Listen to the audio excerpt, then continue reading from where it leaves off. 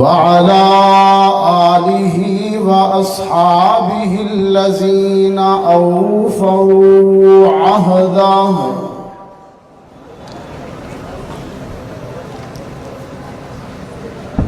الذين هم مصابيح الرحمة ومفاتيح الغرر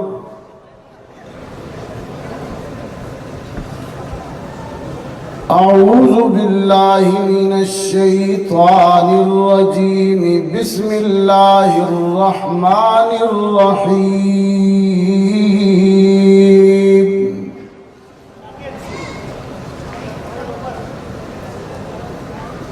إنما يخشى الله من عباده العلماء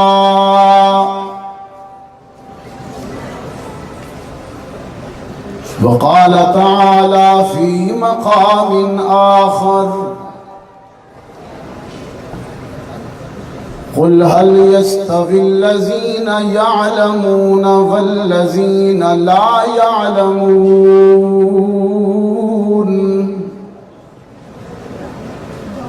صدق الله العظيم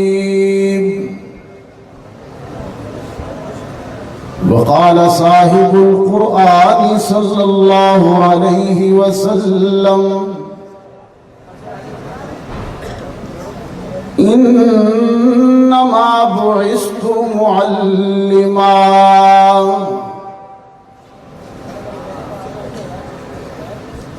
وصدق رسولك النبي الأمي الكريم ونحن على ذلك لمن الشاهدين والشاكرين والحمد لله رب العالمين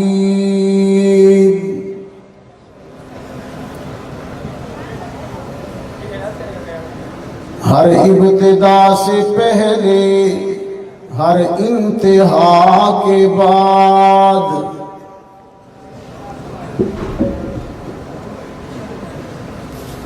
ہر ابتدا سے پہلے ہر انتہا کے بعد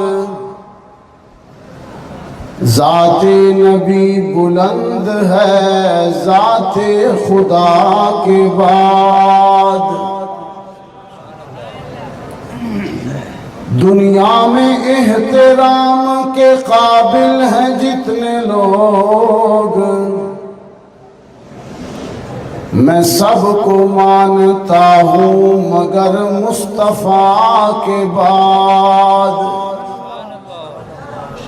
اللہم صلی علی محمد وعلی آل محمد کما صلیت علی ابراہیم وعلی آل ابراہیم انکا حمید مجید اللہم بارک علی محمد وعلی آل محمد كما باركت على إبراهيم وعلى آل إبراهيم إنك حميد مجيد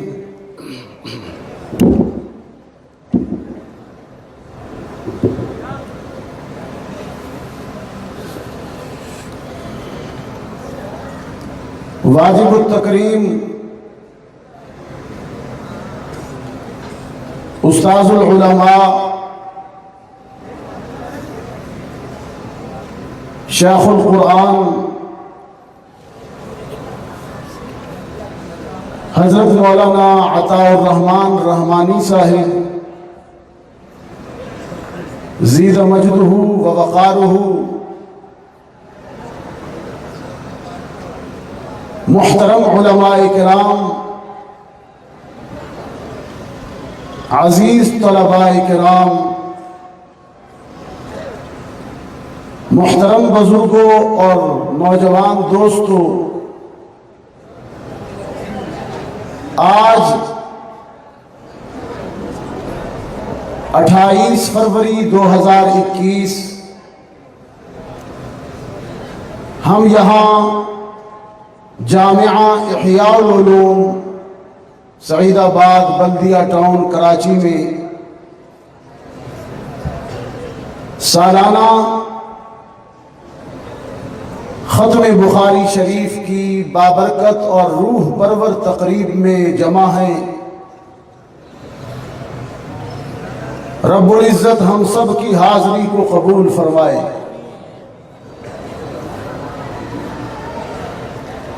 میرے دائیں بائیں آپ حضرات یہ روح پرور منظر دیکھ رہے ہیں کہ ابھی اپنے علمی سفر کو مکمل کرنے والے خوش نصیب علماء کرام اپنا آخری حدیث کا سبق پڑھ کے بیٹھے ہیں،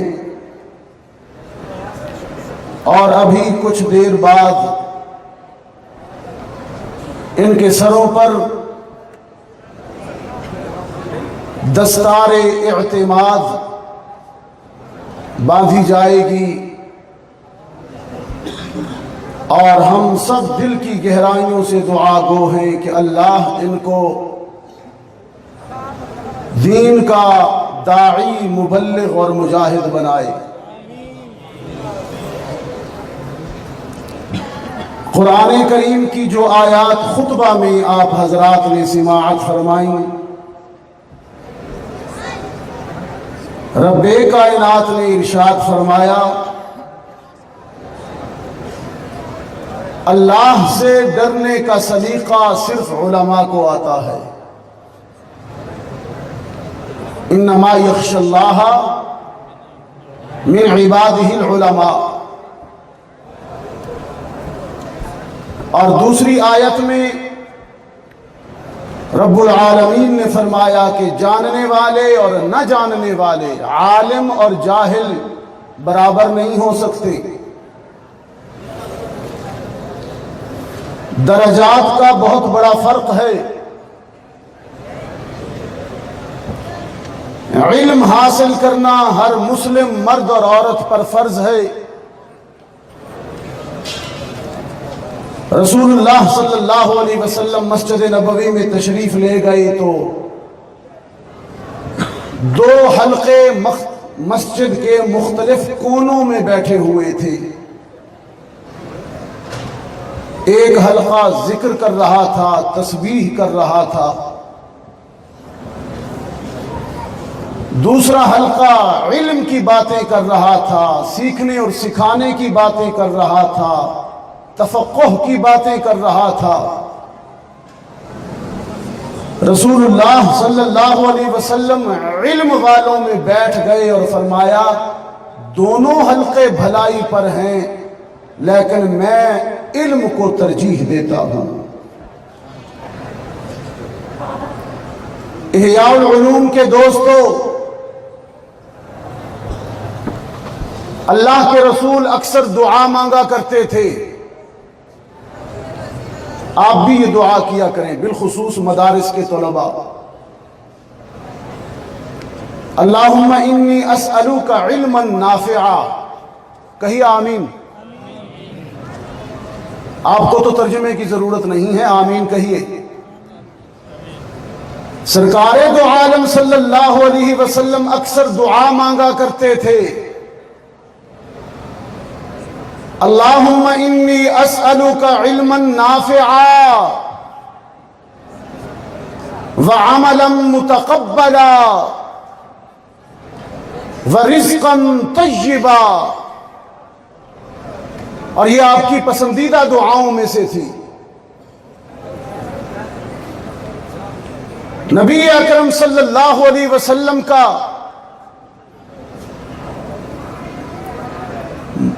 سب سے بڑا کمال اور سب سے بڑا معجزہ یہ ہے کہ اللہ نے اس کائنات میں سب سے زیادہ علم محمد عربی کو عطا کیا۔ یہ امت تو ہے ہی علم والی امت۔ کون سی امت ہے جی؟ علم والی۔ اس امت کے نبی پر پہلی وحی ہی اقرا آئی، اے پیغمبر پڑھیے، پہلا حکم ہی پڑھنے کا ہے۔ اللہ نے نبی اکرم صلی اللہ علیہ وسلم کو جو علم عطا کیا اس کی جامعیت کا یہ عالم ہے کہ آپ خود فرماتے ہیں اوتیت علم الاولین والآخرین، کہ مجھے اگلوں پچھلوں کے اللہ نے جتنے علوم بھی تھے وہ سارے علوم اللہ نے محمد عربی کے سینے میں ڈال دیے ہیں۔ اس لیے فرمایا الم نشرح لک صدرک، ہم نے آپ کا سینہ علوم کے لیے کھول دیا ہے۔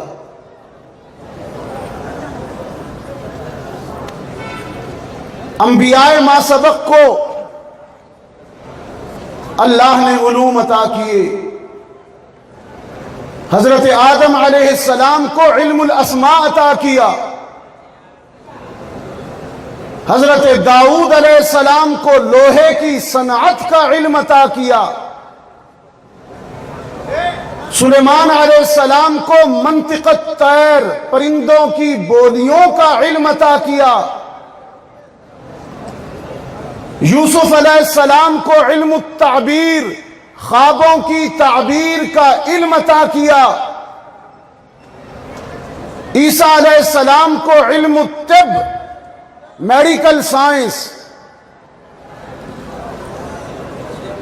انتہا درجے کا علم طب عطا کیا کہ مادرزاد نابینا کی آنکھوں پر ہاتھ پھیرتے تو وہ بینا ہو جاتا، انتہا درجے کا علم طب عطا کیا کہ کوڑی خارش زدہ اور برش زدہ جلد کے مریض کو لمس کرتے ہاتھ پھیرتے تو وہ تندرست ہو جاتا، اور انتہا ہو گئی علم طب کی جناب مسیح پر، انتہا ہو گئی کہ دنیا کے ڈاکٹر اور طبیب صرف زندوں کا علاج کرتے ہیں، موت کا علاج کسی حکیم کے پاس نہیں، کسی کشتے میں، کسی پڑیا میں، کسی گولی میں، سیرپ میں، انجیکشن میں موت کا علاج نہیں، لیکن اللہ نے اپنے پیغمبر حضرت عیسیٰ کو ایسا علم طب عطا کیا کہ مردہ کے سرہانے کھڑے ہو کر قم کہتے تو وہ زندہ ہو جاتا تھا۔ کراچی کے دوستو، انبیاء ما سبق کو اللہ نے جتنے علوم جتنے کمالات عطا کیے وہ سارے کے سارے محمد عربی کے سینے میں قرآن کی صورت میں نازل کر دیے گئے۔ قرآن علوم کا سرچشمہ ہے،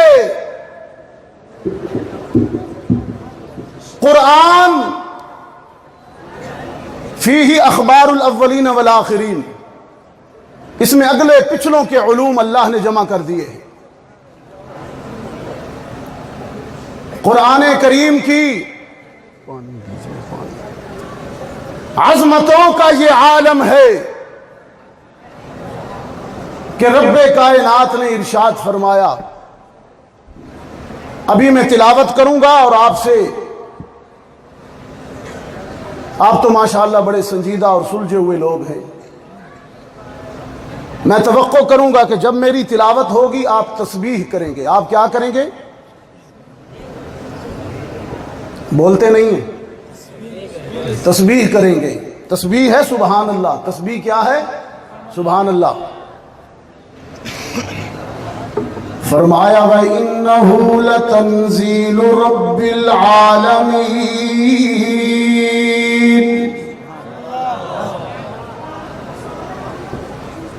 نزل به الروح الأمين على قلبك لتكون من المنذرين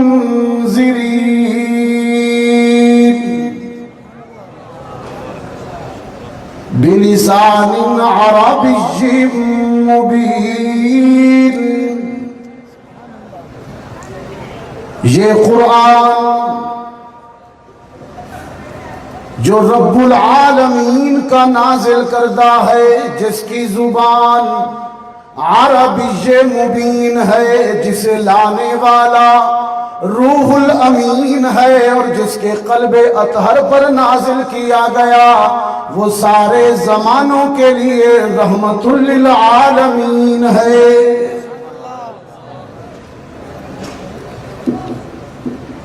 اس کے حافظ، قرآن کے حافظ کی عظمت کا یہ عالم ہے، بلندی کا یہ عالم ہے۔ رب کائنات نے فرمایا اِنَّا عَرَضْنَا الْأَمَانَةَ عَلَى السَّمَاوَاتِ وَالْأَرْضِ وَالْجِبَالِ فَأَبَيْنَ أَن يَحْمِلْنَهَا وَأَشْفَقْنَ مِنْهَا وَحَمَلَهَا الْإِنسَانُ۔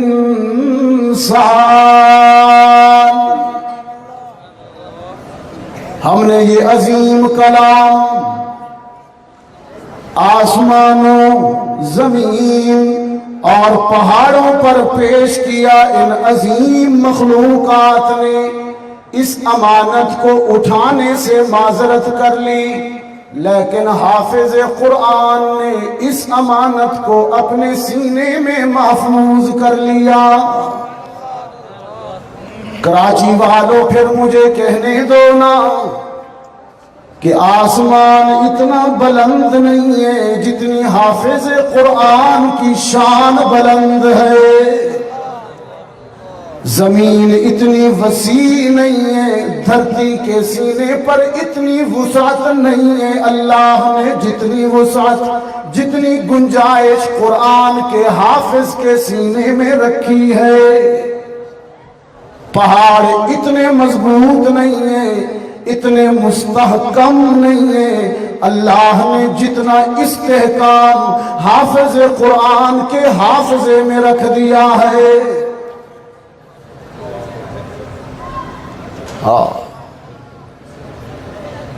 اللہ نے محمد عربی صلی اللہ علیہ وسلم کو قرآن عطا کیا، اور خود رسول اللہ صلی اللہ علیہ وسلم مجسمہ قرآن بن کر تشریف لائے۔ قرآن میں جتنے احکامات ہیں رسول اللہ نے امت کے سامنے اس کا عملی پیکر بن کے دکھایا۔ سود حرام ہے، سب سے پہلے خود اعلان کیا کہ میں اپنے چچا عباس کا سود معاف کرتا ہوں۔ عملی پیکر مجسمہ قرآن۔ دور جہالت کے سارے قتل معاف ہیں، سب سے پہلے اپنے بھتیجے ربیعہ کا خون معاف کیا کہ میں معاف کرتا ہوں۔ نماز فرض ہے، سب سے پہلے خود مجسمہ بنے، صلو کما رأیتمونی اصلی۔ اس لیے میں کہتا ہوں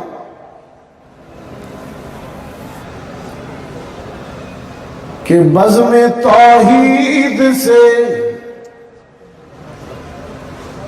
اللہ سے، توحید سے قرآن آیا۔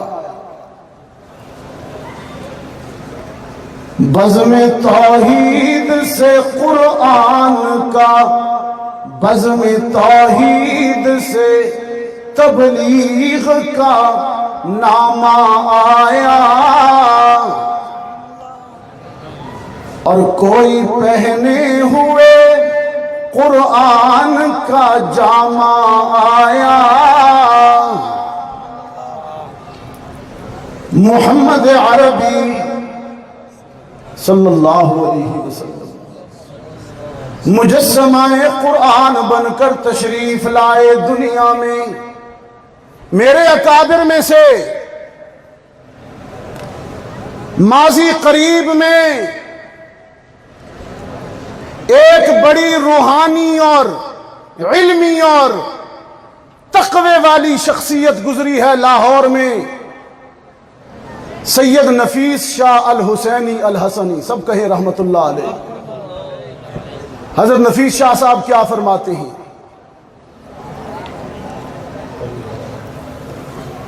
فرماتے ہیں کہ بزم کونین پہلے سجائی گئی، پھر تیری ذات منظر پہ لائی گئی۔ اللہ نے آسمان کو چھت بنایا، دھرتی کو فرش بنایا، آسمان کے دامن میں چاند، سورج اور ستاروں کے فانوس روشن کیے۔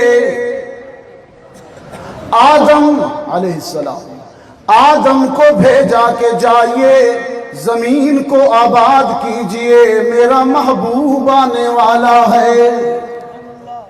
نوح کو بھیجا، جائیے پانیوں سے سیراب کیجئے، محمد عربی تشریف لانے والے ہیں۔ موسیٰ کو بھیجا، ید بیضا دکھا کر ماحول روشن کیجئے، آمنہ کا لال عبداللہ کا یتیم آنے والا ہے۔ عیسیٰ کو بھیجا، جائیے تم سے پہلے نبی زندوں سے منوا چکے، تم مردوں سے بھی منواؤ اور بشارت دو کہ محمد عربی تشریف لانے والے ہیں۔ بزم کونین پہلے سجائی گئی، پھر تیری ذات منظر پہ لائی گئی۔ سید الاولی سید الآخری،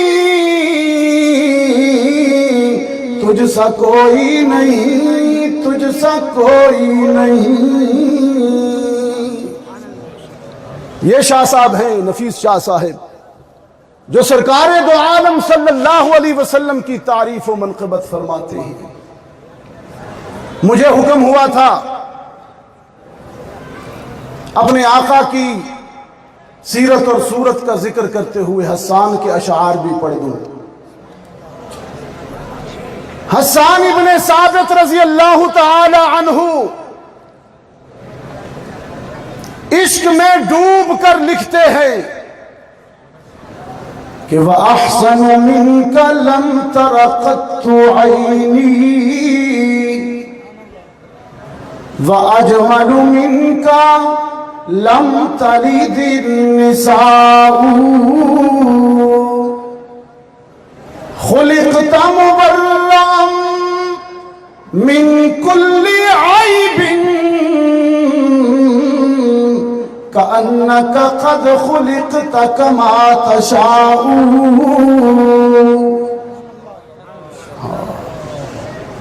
حسان نے اپنی بات شروع کی ہے رضی اللہ تعالی عنہ نے احسن سے، فرماتے ہیں وَأَحْسَن،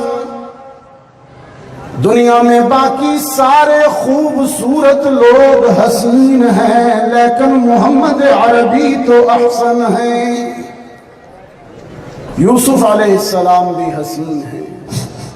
نعرہ تکبیر، شان رسالت، شان صحابہ، حضرت قاری المقری رافق حسین علی یوسف، حضرت قاری المقری عمر الدمارسی، نعرہ تکبیر، آواز بلند نعروں کا جواب دیجئے، نعرہ تکبیر، نعرہ تکبیر، شان رسالت، شان صحابہ، عظمت صحابہ، عظمت قرآن، قاری رافق حسین علی یوسف، قاری عمر الدمارسی۔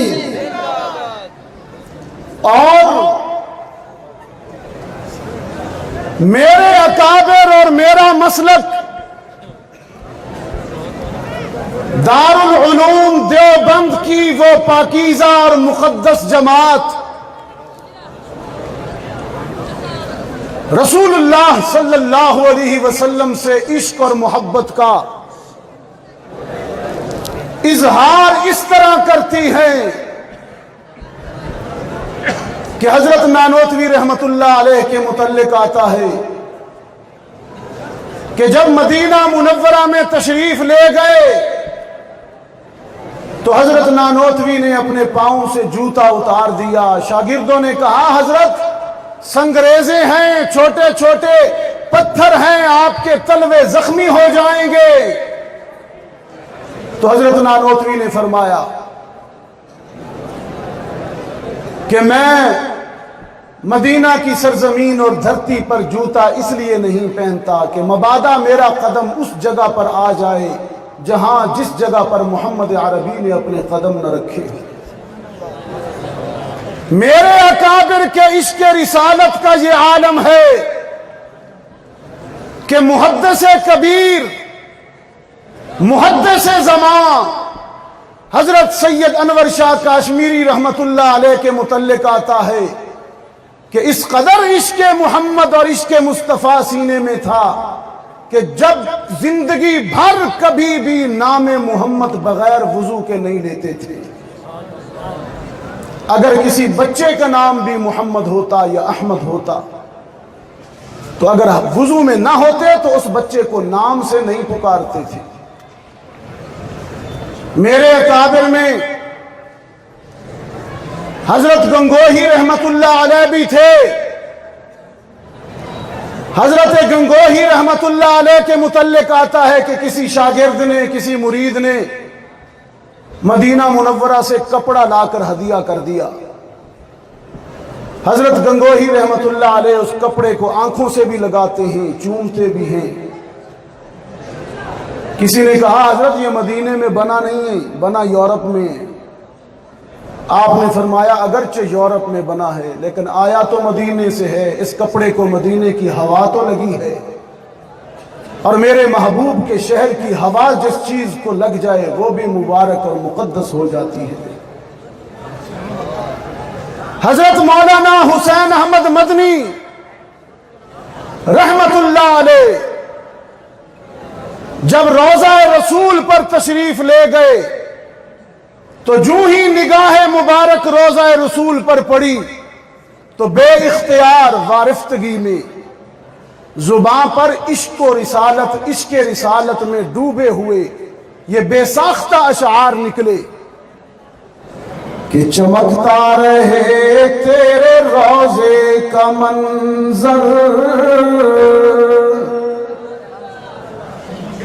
دمکتا رہے تیرے روضے کا منظر, سلامت رہے تیرے روضے کی جالی, ہمیں بھی عطا ہو وہ شوق ابوذر, ہمیں بھی عطا ہو وہ جذبہ بلالی. یہ حضرت مدنی رحمت اللہ علیہ ہے. اس دور کے اندر اور اس صدی کے اندر عشق رسالت میں اور اتباع سنت میں میرے مکتب و مسلک اکابرین علماء دیوبند نے جو معیار قائم کیا. حضرت نانوتوی رحمت اللہ علیہ کے پیچھے انگریز حکومت لگی ہوئی تھی گرفتاری کے لیے. تحریک آزادی ہند کے دوران جان کو خطرہ تھا. 1857 کا غدر یا 1857 کی جنگ ہو چکی تھی. انگریز باغیوں کے تعاقب میں تھا اور باغیوں کی فہرست میں سب سے اوپر نام نانوتوی کا بھی تھا. حضرت نانوتوی روپوش ہو گئے, چھپ گئے. 3 دن کے بعد خود ظاہر ہو گئے. فرمایا کہ بس اب روپوشی ختم, اب جس نے گرفتار کرنا ہے کر لے, اب میں چھپتا نہیں ہوں. شاگردوں نے کہا حضرت جان کو خطرہ ہے, چھپے رہیں تو بچے رہیں گے. ٹھیک ہے. اتباع سنت کا ذوق ملاحظہ ہو. فرمایا میں نے غور کیا ہے کہ دشمن کے خوف سے چھپنے کی سنت غار ثور میں 3 دن سے زیادہ کی نہیں ہے. اس لیے نانوتوی اس سنت پر عمل کرتے ہوئے 3 دن سے زیادہ روپوش نہیں رہے گا. اب کوئی گرفتار کرتا ہے تو کر لے. یہ اکابرین علماء دیوبند ہیں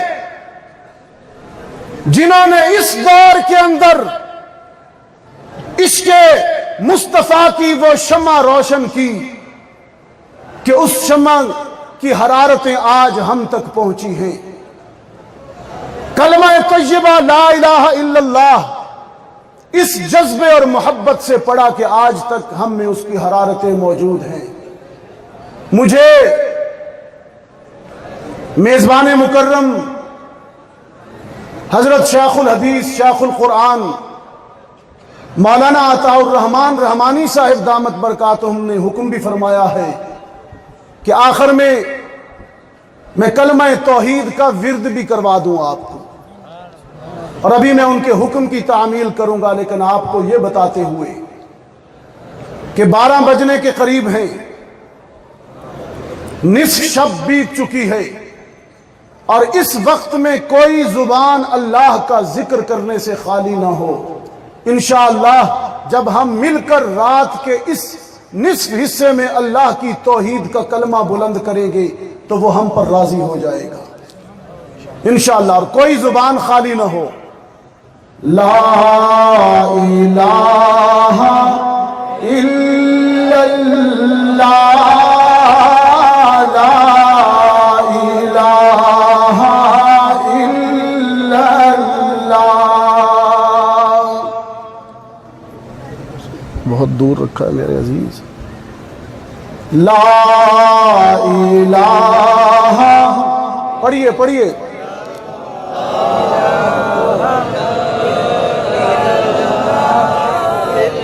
لا الہ الا اللہ،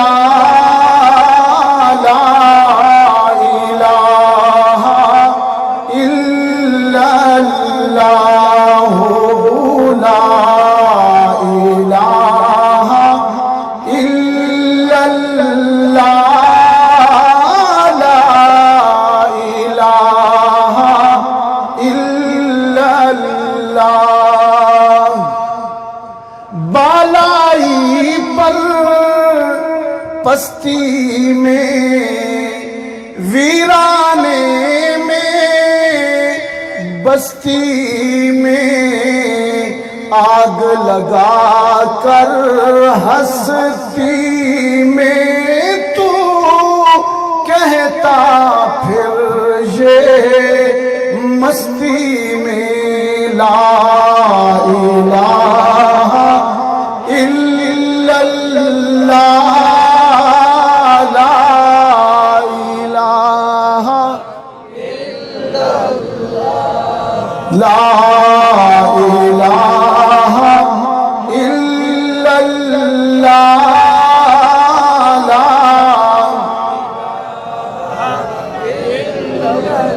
جن و بشر اور حور ملک سب پر ہے ایک اس کی نظر، جن و بشر حور ملک سب پر ہے ایک اس کی نظر، شام و سحر اور رات اور دن ایک ہی ہو یہ ورد تیرا، لا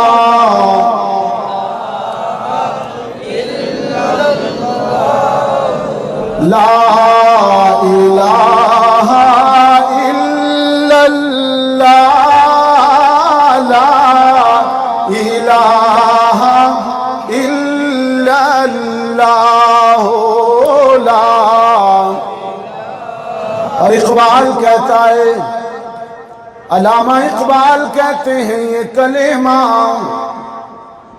یہ جو آپ ابھی ورد کر رہے ہیں، یہ کلمہ فصل گلو لالا کا نہیں پابند، اور یہ کلمہ فصل گلو لالا کا نہیں پابند، بہار ہو یا خزاں لا الہ الا اللہ لا الہ الا اللہ لا الہ الا اللہ لا الہ الا اللہ اور یہ مال و دولت دنیا یہ رشتہ پیوند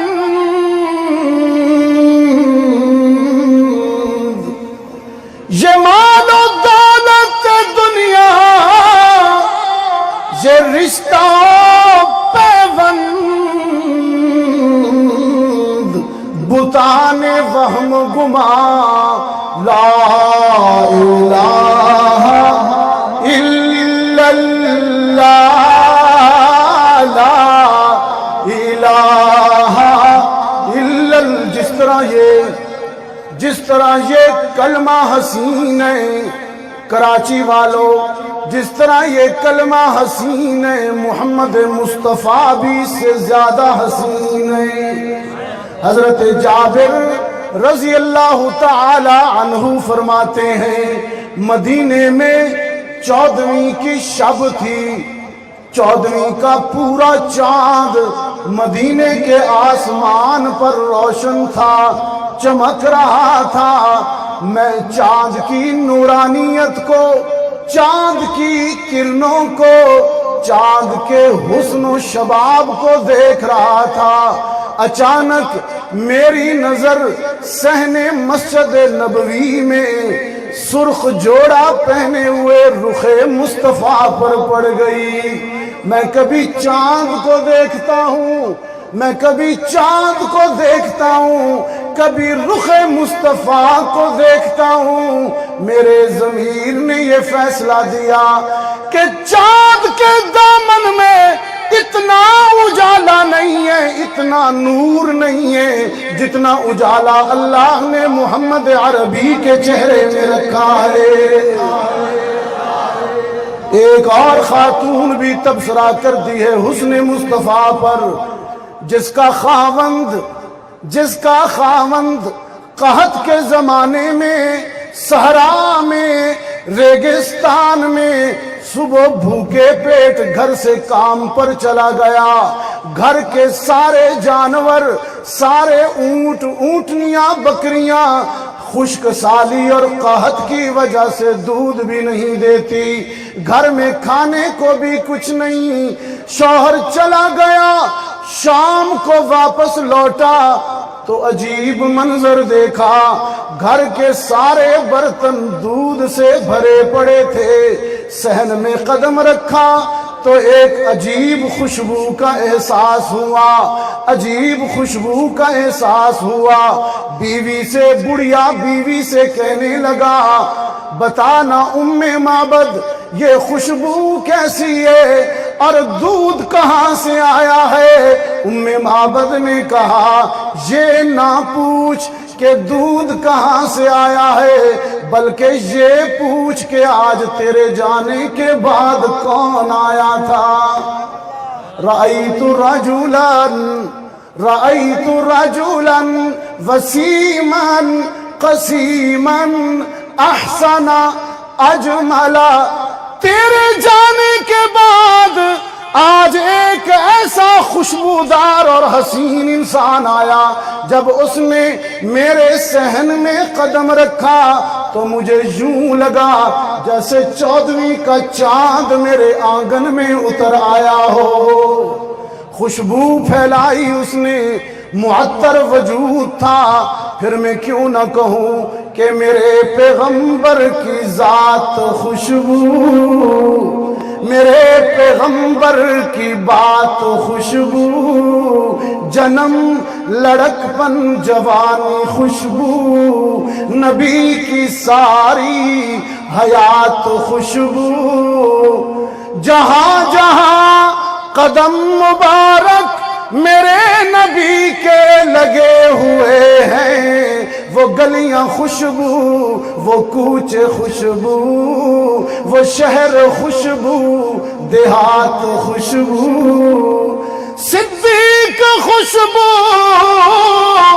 عمر بھی خوشبو، علی بھی خوشبو، غنی بھی خوشبو، میں یوں کہوں تو غلط نہ ہوگا، نبی کی ساری جماعت خوشبو، حسن بھی خوشبو، حسین خوشبو، حمزہ خوشبو، عباس خوشبو، آل خوشبو، ازواج خوشبو، نبی کی چاروں بنات خوشبو، خدا کی مرضی سے سیدہ عائشہ بن گئی ہے نبی کی دلہن،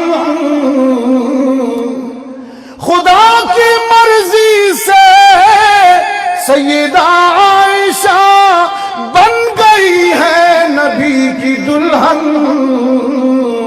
نکاح خوشبو، ابھی حضرت شیخ نے نکاح پڑھے، یہ بھی خوشبو تھے، یہ دولہے بھی خوشبو تھے، جی ہاں، نکاح خوشبو، بیان خوشبو، باراتی خوشبو، بارات خوشبو، پھر پڑھیے نا لا الہ الا اللہ، لا الہ الا اللہ، لا الہ الا اللہ، لا الہ الا اللہ محمد رسول اللہ۔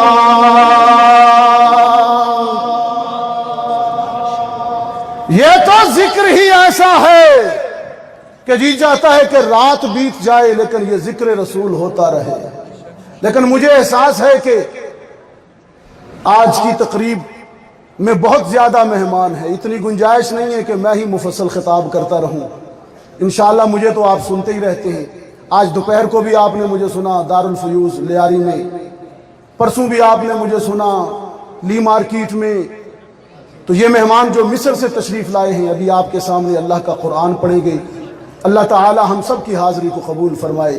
وآخر دعوانا